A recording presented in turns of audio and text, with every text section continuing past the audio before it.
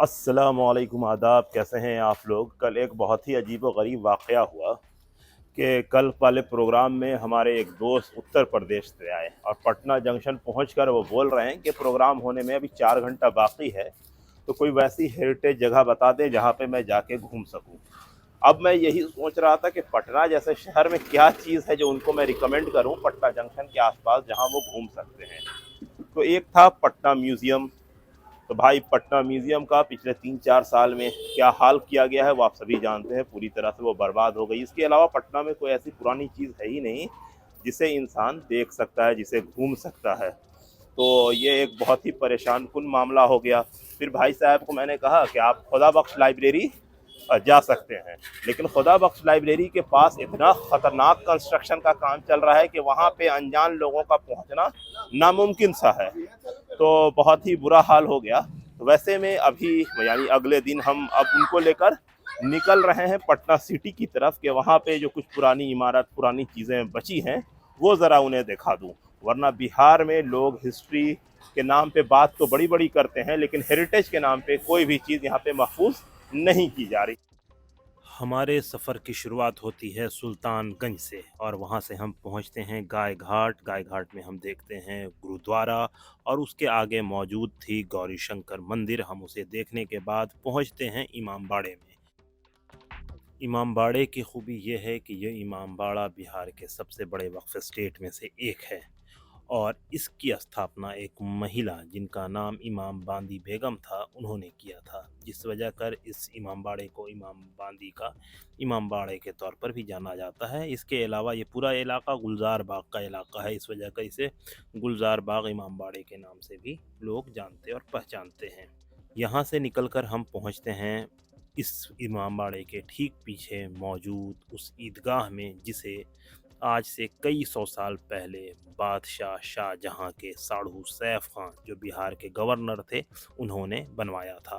तो उस ईदगाह को देखने के बाद हम उस जगह से गुजरते हैं जिस जगह पर मुग़ल बादशाह शाह आलम की ताजपोशी अंग्रेज़ों ने की थी। जी हाँ। और उधर ही से गुजरते हुए हम पहुंच जाते हैं गंगा के किनारे घाट पर। घाट का हाल था बेहाल क्योंकि नदी अब शहर से दूर हो चुकी है। इसके बाद हम पहुंचते हैं पटना के एक प्रोमिनेंट मंदिर, बड़ी पटन देवी मंदिर, जिसका निस्बत पटना से बहुत ही ख़ास है। तो वहाँ पे थोड़ी देर रुकने के बाद अंदरून में जो मंदिर है वहाँ पे भी हम जाते हैं। उसके बाद यहाँ से निकलते हुए हम पहुँचते हैं एक मोहल्ला जिसका नाम है दीवान मोहल्ला। इसी मोहल्ले में शैम्पू की इजाद करने वाले अंग्रेज़ी किताब के पहले भारतीय लेखक शेख दीन मोहम्मद की पैदाइश हुई थी। और इसके बाद हम पहुंचते हैं मीतन घाट। वहाँ की मस्जिद और दरगाह देखने के बाद हम पहुंचते हैं टीपू सुल्तान के परपोते की मज़ार को देखने। टीपू सुल्तान के शहज़ादे की जो मज़ार है वो एक ख़ानकाह में है जिसे हम ख़ानकाह बारगाह इश्क के नाम से जानते हैं, जो ख़ानकाह मुनीमिया मीतन घाट के बिल्कुल ही बगल में है। यहीं पे टीपू सुल्तान के परपोते आज से करीब 100 साल पहले अपने कई ख़ानदान के लोगों के साथ दफन हुए थे, जो आज भी यहाँ पर मौजूद है, जिसे देख लेने के बाद हम यहाँ से बाहर आगे की जानिब निकलते हैं, यानी हमारा सफ़र आगे की तरफ शुरू होता है। और इसके बाद हम चलते चलते पहुंच जाते हैं पटना के ख़ास इलाके में जिसे हम ख्वाजा कला के नाम से जानते हैं।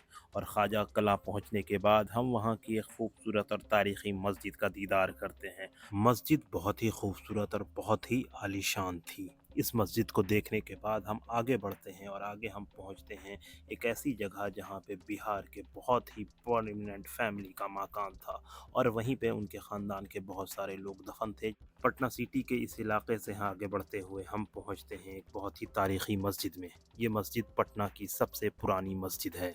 इस मस्जिद को बेगू हुज्जाम की मस्जिद के नाम से जाना जाता है। इसके बाद हम फ़खरुद्दौला की मस्जिद में पहुंचते हैं। इस मस्जिद में रेनोवेशन का काम चल रहा था और इस मस्जिद की खूबी ये है कि ये काफ़ी ऊंचाई पर है। तो यहाँ से इस मस्जिद का दीदार कर लेने के बाद हम आगे बढ़ते हैं पूरब की जानिब और इस तरह हम अशोक राजपथ पर आगे चलते हुए पहुँचते हैं सिखों के सबसे मुक़द्दस जगह में से एक, जहाँ गुरु गोविंद सिंह जी महाराज की पैदाइश हुई थी। गुरुद्वारा का दीदार कर लेने के बाद हम इसके आगे मौजूद एक मस्जिद जिसे अम्बेर की मस्जिद के नाम से जाना जाता है, हम उस मस्जिद के अंदर भी जाते हैं। ये मस्जिद काफ़ी पुरानी है और काफ़ी इसका जो फ़न तामीर है वो बहुत ही यूनिक है। और फिर इस मस्जिद का दीदार कर लेने के बाद हम सड़क पार करते हुए एक मस्जिद में पहुंचते हैं। उस मस्जिद को मदरसा मस्जिद के नाम से जाना जाता है। इस मस्जिद को उसी इंसान ने बनाया है जिसने पटना की तारीखी ईदगाह की बुनियाद डाली थी, यानी शाहजहां बादशाह का साड़ू जो बिहार का गवर्नर था, यानी उस इंसान का नाम है सैफ खान। तो हम सैफ खान की मस्जिद में जाते हैं। इस मस्जिद में उस वक्त भी साफ़ सफाई का काम चल रहा होता है। बहुत ही खूबसूरत और बहुत ही वसी और बहुत ही बड़ी मस्जिद है, लेकिन इंक्रोचमेंट और माफियाओं ने इसकी ज़मीन को बेचकर इसे काफ़ी छोटा कर दिया है। आसपास में काफ़ी इंक्रोचमेंट हो गया है, जिस वजह कर ये मस्जिद फ़िलहाल बहुत ही बुरे दौर से गुज़र रही है। कभी इस मस्जिद के साथ जुड़े मदरसा में राजा राम मोहन रॉय जैसे लोग पढ़ा करते थे, लेकिन आज माफियाओं ने इसकी सारी ज़मीनों को बेच डाला है। इस मस्जिद से निकलकर हम पहुंचते हैं माल सलामी इलाके में, और वहां से हम उस पुराने ट्रैक को देखते हुए पहुंचते हैं एक जगह। वहाँ पे एक बहुत ही खूबसूरत और बहुत ही बड़ी मस्जिद थी। इस मस्जिद की बुनियाद आज से करीबन 400 साल पहले डाली गई थी।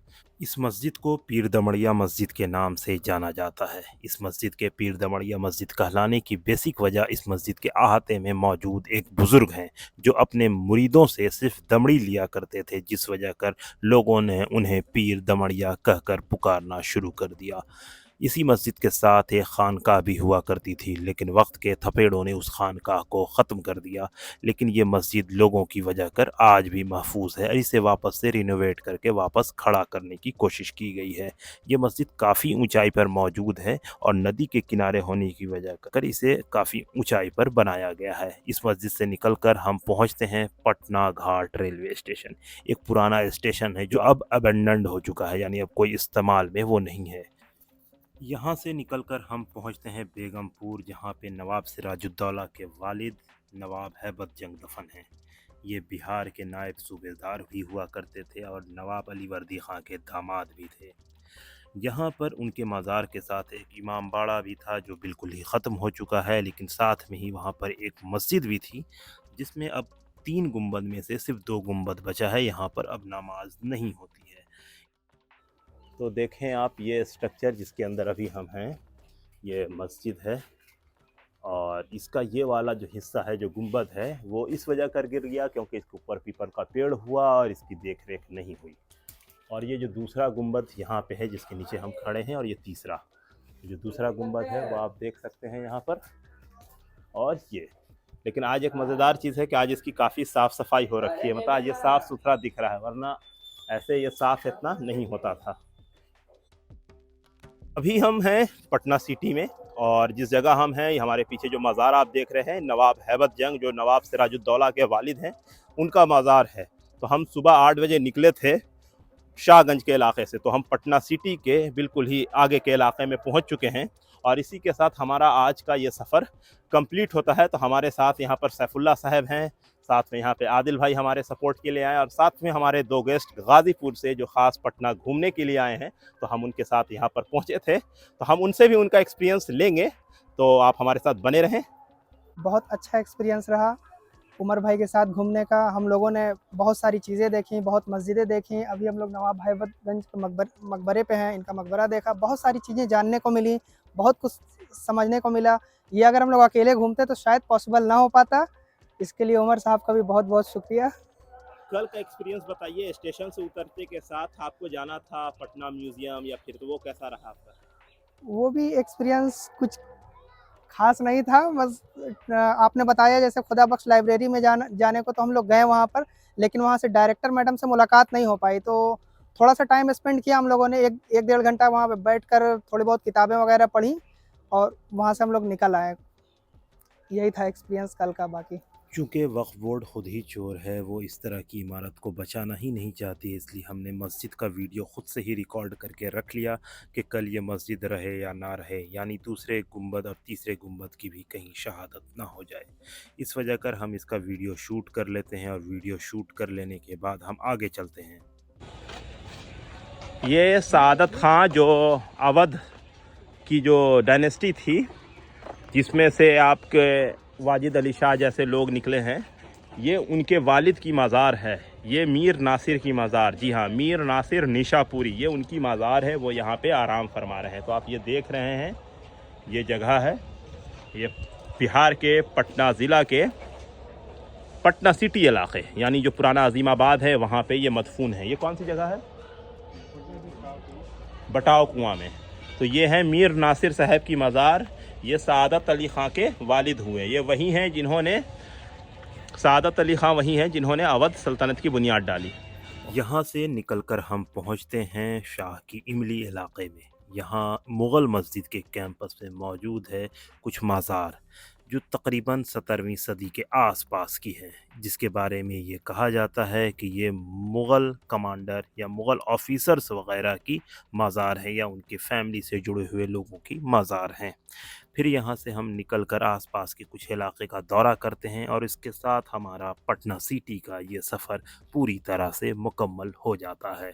इसके बाद हम गंगा किनारे से पटना के उजड़ते हुए निशानात को देखते हुए वापस अपने घर की जानिब लौट रहे थे।